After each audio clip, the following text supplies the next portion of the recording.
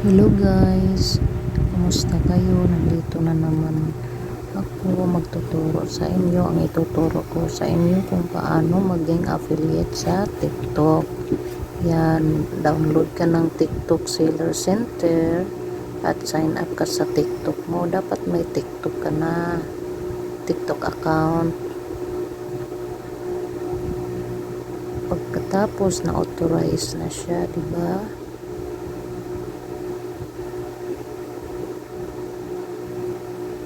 Ayun, mag-login ka sa phone or email mo. Email, gamitin natin ganito.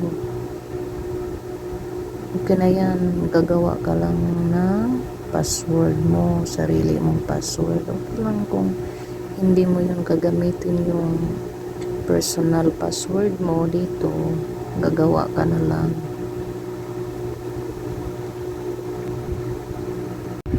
Pag nakapag-login ka na, may lalabas dyan na select two objects na magkaparehas. Tap mo lang yung magkaparehas na object.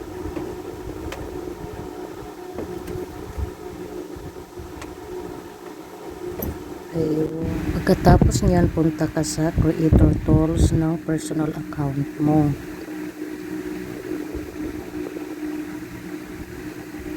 At pindutin mo yung TikTok Shop for Creator.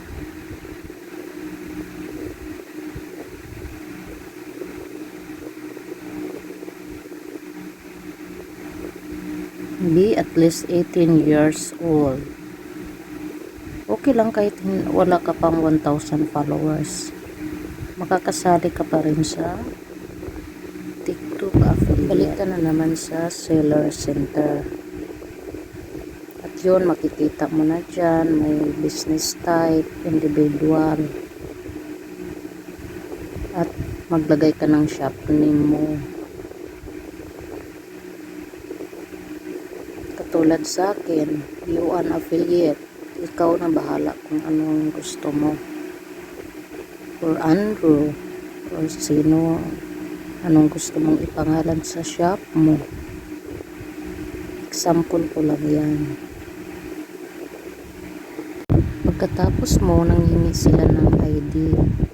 Na UMID, passport, PRC ID, PhilHealth ID, Voters ID, TIN ID. Yan lang yung allowed nila na ID. Try natin yung passport. Ganyan siya, ganyan mo i-picture, dapat clear siya.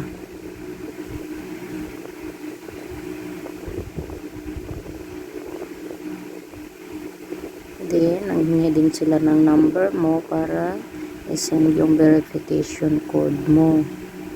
At pagkatapos niyan, wait, pending pa yan. Tapos, mag-antay ka ng 24 hours. And then, pwede ka na maka-post ng mga video or products sa TikTok account mo. At ito na nga siya. Punta ka lang sa TikTok account mo. Magiging ganito na yung hitsura ng TikTok account mo. May TikTok shop, tapos yan, create video.